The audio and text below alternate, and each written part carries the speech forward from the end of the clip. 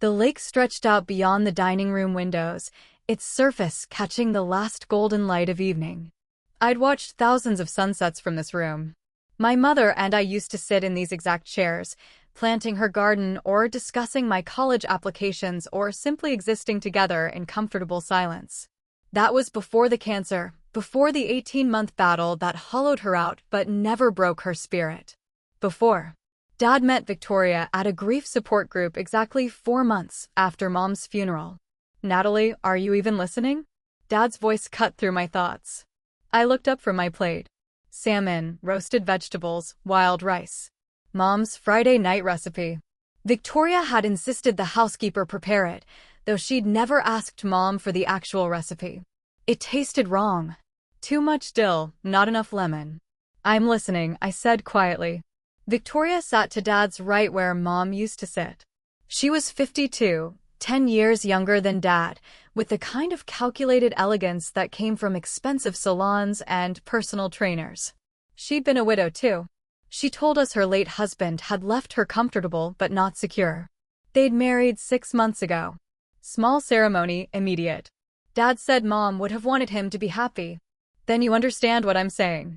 Dad continued, setting down his wine glass with emphasis. Victoria and I have discussed this extensively. This estate, the house, the land, the boat dock. It's too much for one person. You're 28, Natalie. You should be building your own life, not living off your inheritance. I have my own life, I said. I work remotely. I pay for my own expenses. Victoria dabbed her lips with a napkin. Sweetie, living in your parents' house rent-free isn't exactly independence. Your father and I need to think about our future, our security. This house was my mother's, I said evenly. She bought it before she married Dad, and when she died, it became part of the marital estate. Victoria said smoothly. She'd clearly prepared for this conversation. Which means your father inherited it. Community property laws are very clear. Dad shifted uncomfortably. He'd always hated confrontation. The point is, Victoria and I have made a decision. We're transferring the property into her name. For estate planning purposes, tax advantages. It's the smart move financially. I took a sip of water, letting the moment stretch. When the paperwork is already filed, Victoria said. It's effective immediately. We've hired Morrison Design Studio to help refresh the space. They're starting Monday. Morrison Design Studio, the most expensive interior design firm in the county. I'd seen their work in architectural magazines, complete home transformations that cost more than most people's annual salaries. You're redecorating, I said. Renovating, Victoria corrected. This house is beautiful, but dated. The master suite needs updating. The kitchen is stuck in the 90s. And frankly, some of the more personal touches need to go. She meant Mom's things. The watercolors Mom had painted. The built-in bookshelves Dad had installed for her birthday.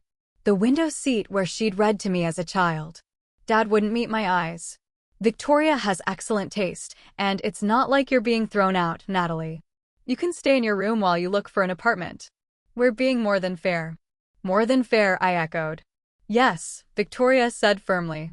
Frankly, most people in our position would have had this conversation months ago. You're 28 years old, Natalie. You've been living here your entire life.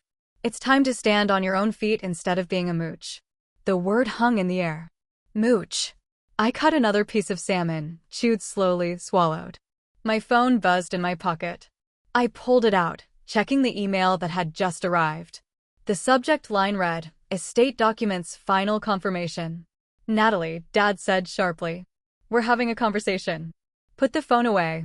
1 second. I opened the email, scanning the contents. Attorney Wallace's message was brief and professional. All documents filed with county. Trust amendment registered. Everything is secured per your mother's instructions. I set my phone down and picked up my fork again. Sorry. Go on. Victoria's eyes narrowed.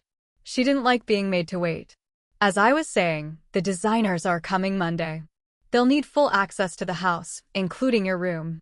I expect you to cooperate. Of course, I said.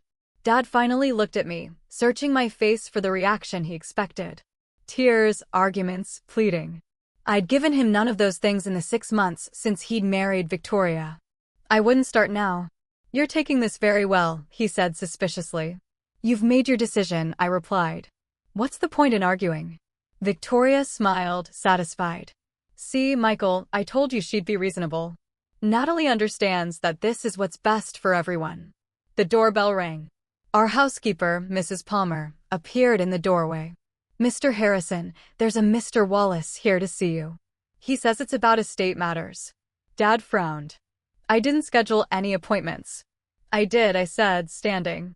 I asked him to come by around 7. I hope that's all right. Victoria's smile faltered. Who is Mr. Wallace? Mom's probate attorney, I said. He handled her estate after she died. I thought given your plans, it would be good to have him clarify a few things. Clarify what? Dad asked. Everything was settled 18 months ago. Most things, I agreed. But not everything. Mr. Wallace entered the dining room carrying a leather briefcase. He was 67, silver-haired, and had the calm authority of someone who'd spent 4 decades navigating complex estate law. He'd known my mother for 20 years, had handled her business affairs, her real estate investments, her estate planning. Michael, Victoria. Good evening, he said pleasantly. Thank you for allowing me to interrupt your dinner. This won't take long. I don't understand what this is about, Victoria said, her voice tight. Mr. Wallace opened his briefcase, withdrawing a thick folder. It's about the property at 4782 Clearwater Lake Road. This estate. I understand there's been some discussion about transferring ownership. It's already done, Victoria said. Filed this morning.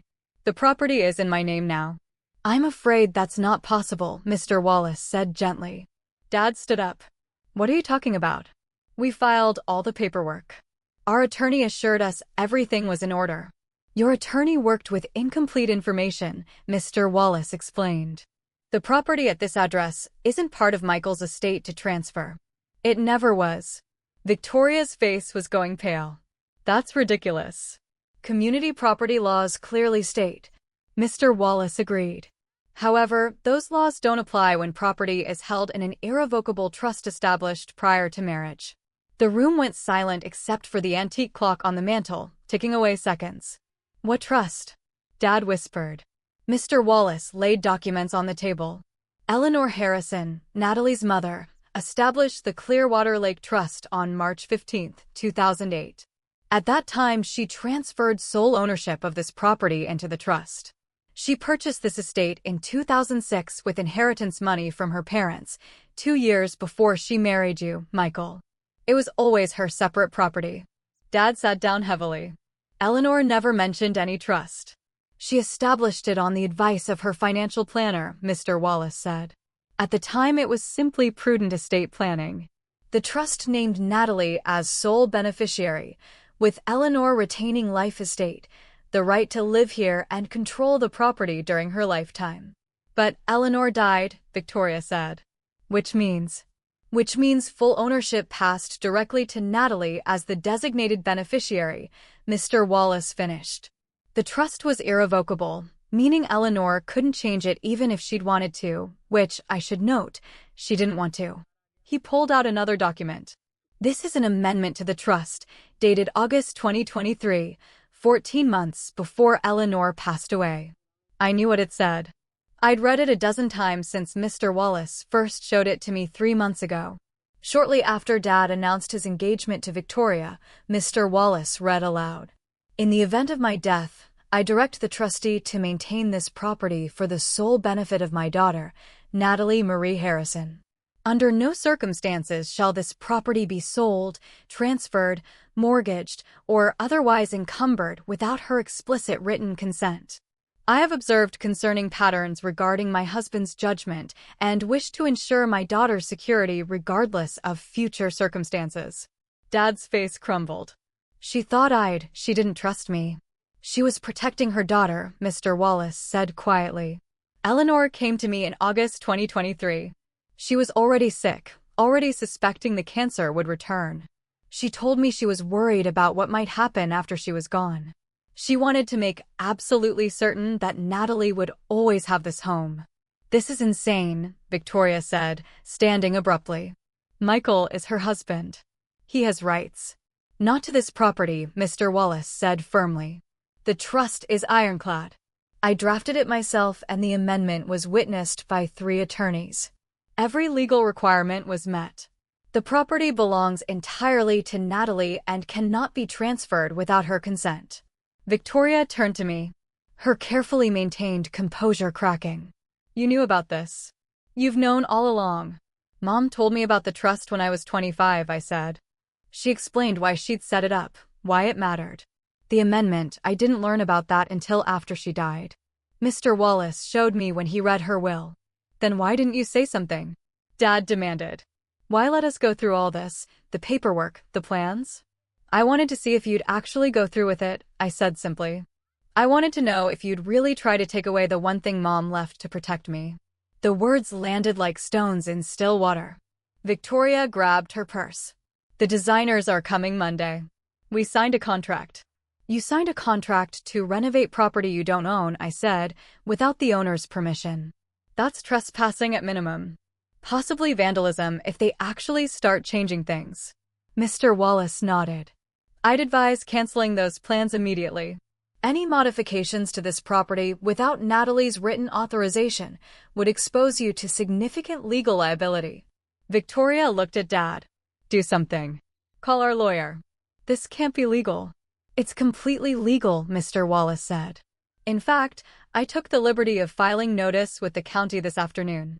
The property records now clearly reflect Natalie's ownership via the trust. Any attempt to claim otherwise or to modify the property would constitute fraud. Dad was staring at the documents spread across the table. Eleanor really thought I'd do this. She knew she loved you, I said, and meant it, but she loved me more. And after she got sick the first time, she started thinking about worst-case scenarios. What if the cancer came back? What if she didn't survive? What if you remarried someone who didn't have my best interests at heart?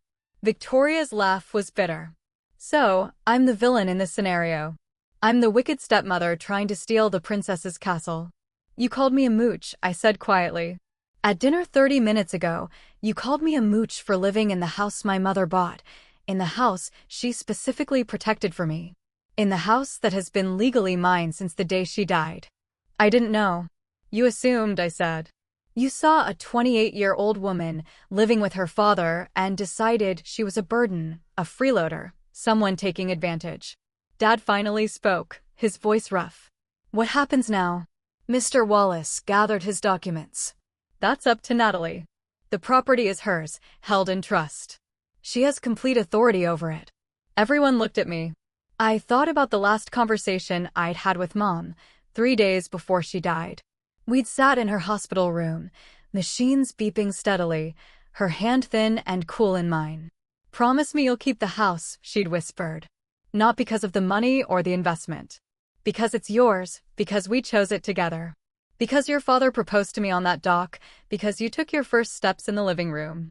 Promise me you won't let anyone make you feel like you don't deserve it. I'd promised. I'm keeping the house, I said. No. This is my home. It's been my home for 22 years. Mom made sure I'd never lose it. And us? Dad asked. Where does that leave Victoria and me? I met his eyes. You're welcome to stay in the guest house. It's on the property, but it's separate, private. You can live there as long as you need to. Victoria's face flushed. The guest house. That's 500 square feet. It's generous, I said. Considering you tried to steal my inheritance and redecorate my mother's house without permission. Michael. Victoria turned to Dad, waiting for him to defend her, to argue, to fight. But Dad was looking at the documents on the table, at Mom's signature on the trust amendment, at the date August 2023 when she'd already known the cancer was back but hadn't told him yet. When she'd already started preparing for a future she wouldn't see. The guest house, Dad said slowly. That's fair, Natalie. More than fair given everything. You can't be serious, Victoria said. We're married. We deserve what we've earned, Dad said quietly. And right now, we've earned the guest house. Mr. Wallace stood. I'll leave you all to discuss the details. Natalie, the updated property records will be available online by tomorrow morning. If you need anything else, you have my number. I walked him to the door. Thank you for coming. Your mother was very specific in her instructions, he said. She wanted this moment handled exactly this way. She predicted almost to the word how this conversation would go. She was always good at reading people. She was exceptional at protecting the people she loved. He paused at the door. She'd be very proud of how you handled yourself tonight. Not a single raised voice. Not a single moment of visible anger. Just calm, clear authority. After he left, I returned to the dining room. Victoria had moved to the window, staring out at the lake. Dad still sat at the table, looking smaller somehow older. I'll call the design studio tomorrow, Victoria said, her back to us. Cancel the contract. Thank you, I said. She turned and for the first time, I saw something other than calculation in her eyes. Shame maybe, or recognition. Your mother must have really loved you. She did. I had a daughter once, Victoria said softly. She died in a car accident when she was 16. That was 12 years ago. I thought I was past the grief, past the loss. But seeing this, seeing what your mother did for you. She stopped, blinking hard. Dad reached for her hand. Victoria, I'm going to pack some things, she said. For the guest house. I assume we can move in this weekend. The key is in the kitchen drawer, I said. Mrs. Palmer can help you get settled. After they left the dining room, I sat alone at the table. The lake had gone dark, stars beginning to appear in the clear sky. This house, this view, this home, all of it secured by a woman who'd known exactly what she was doing, who'd protected me from a future she'd seen coming, even while fighting for her life. I pulled out my phone and opened my photos, scrolling to one of my favorites, Mom and me on the dock, summer before last. Her smiling despite the chemo, despite the pain, despite knowing time was running out. I kept my promise. I whispered to the screen, the house is safe. I'm safe. Just like you planned. My email chimed. Another message from Mr. Wallace. P.S. Your mother left one more instruction. There's a letter for you in my office safe to be delivered exactly 18 months after her passing. That date is next Tuesday. I can drop it by, or you can pick it up. Your choice. I smiled through sudden tears. Even now, even from beyond death, Mom was still taking care of me, still making sure I knew I was loved, protected, valued. I typed back. I'll pick it up. Thank you for everything. Through the window, I could see lights going on in the guest house. Dad and Victoria beginning their new arrangement. Smaller than they'd planned, humbler than they'd expected, but fair nonetheless. I finished the last of my salmon. Cold now, but still edible. Then I began clearing the dishes, loading the dishwasher the way Mom had taught me, wiping down the counters in the kitchen she'd designed. Moving through the home she'd fought to preserve for me. Outside the lake whispered against the dock, the same sound it had made every night of my life. You're my. He's constant, reliable home. And it would stay that way exactly as Mom had intended for as long as I lived.